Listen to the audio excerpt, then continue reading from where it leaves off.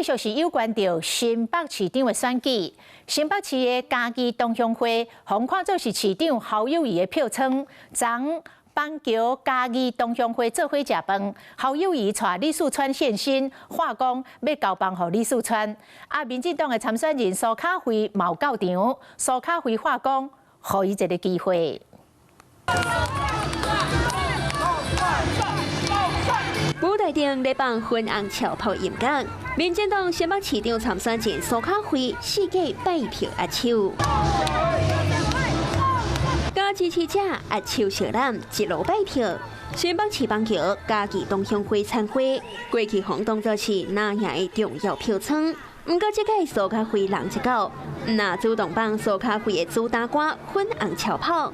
新北嘉义同乡会总理的理事长刘德宗，加板桥区嘉义同乡会理事长郭成峰是全程陪告告，也予苏卡辉充满信心。给苏巧慧一个机会，就是要告诉所有的嘉义乡亲，各位上高景人的嘉义乡亲啊，时间搁到啊哦，机会搁来啊哦。 刚一场活动，要看到苏卡辉的对手李四川，会当看到李四川对伫侯友宜后壁，甲乡亲开讲互动。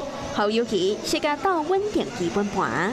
棒子交给李四川，我相信他做的比侯友宜一定会更好。棒子交得更稳，跑得更快，跳得更远，大家好不好？好！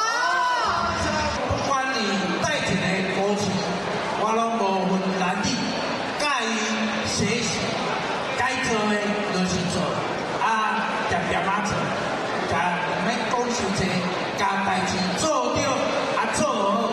新北市嘉义同乡会会员超过500人，过去捌替同款是嘉义出席侯友宜登开动观点，这个随着苏卡辉强势抢攻，就看李四川敢有在调将侯友宜的票源接过手。